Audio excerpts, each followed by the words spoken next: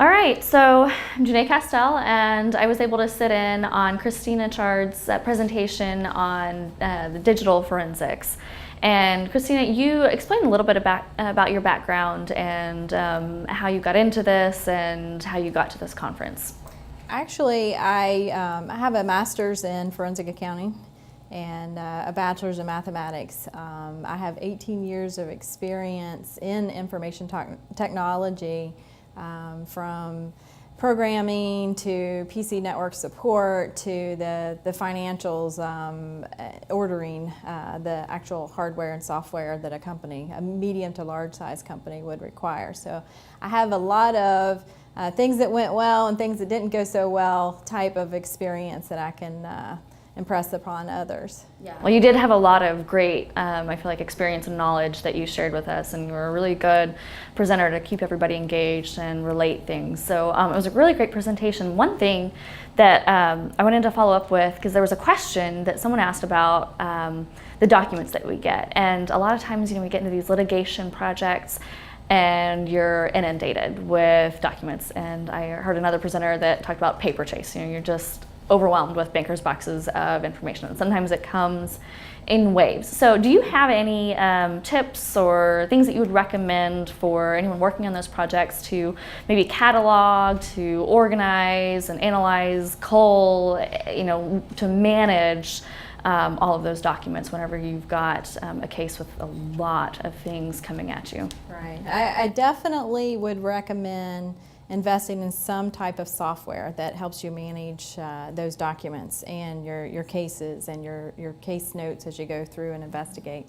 I would also encourage folks that as these massive documents are coming in, make sure that you're inventorying them so that you're only having to touch them once, and not just getting a little bit of the information up front and then having to come back in and spend more time and more billable hours going back to get data that you missed the first time around. So having a good catalog of the documents, dates, what's in it, and then key information that you can pull out of those documents.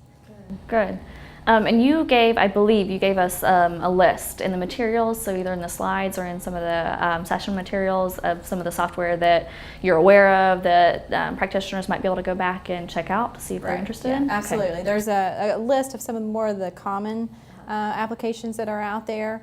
There's definitely more and more that are popping up every day as we have IT folks that are becoming more aware of what's needed in this area. This is kind of a gap with IT experts being able to develop applications that can really be used in this field of study, but just because they haven't understood the industry. Yeah. But we are getting there, so we'll see more and more specialized applications with more functionality coming about.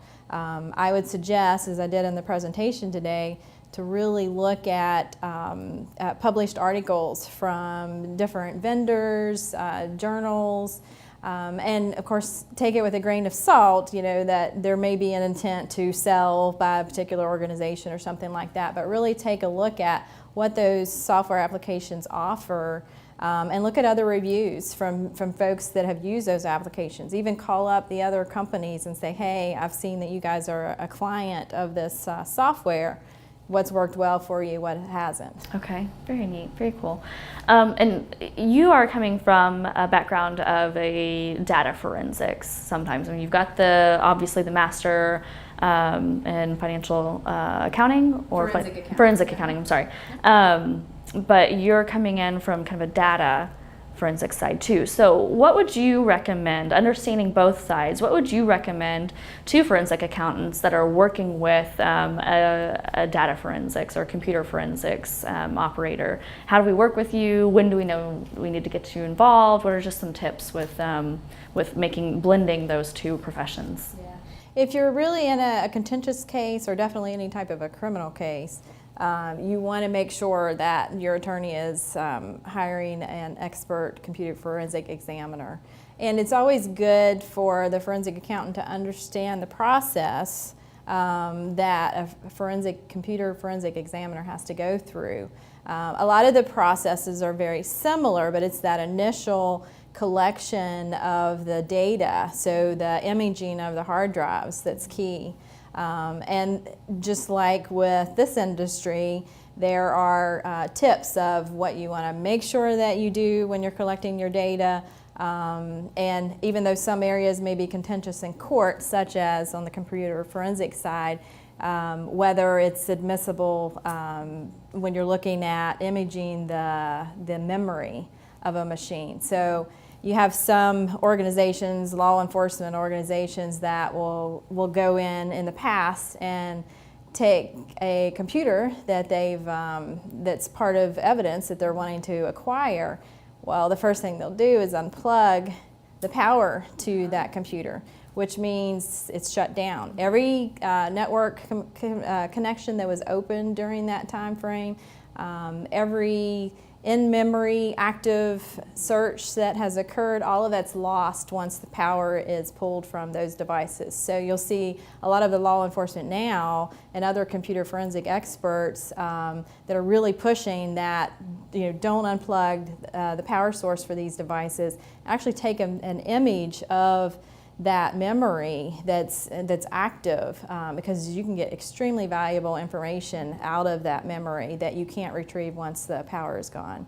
And in particular, especially if that device has some sort of encryption on it, when you unplug the power source, that data is encrypted, and it's nearly impossible to unencrypt that data if you don't have the encryption key. Wow. That is really fascinating stuff. I would love to have your take on some of the cases that have come through, in the media and things, but we may save that for another Around the Valuation World edition maybe if you're up for it. So I really appreciate your presentation, and thank you for coming and taking the time to kind of recap this to give our audience an idea of what they might have missed. So thank you very much. Signing off from San Diego. Thank you.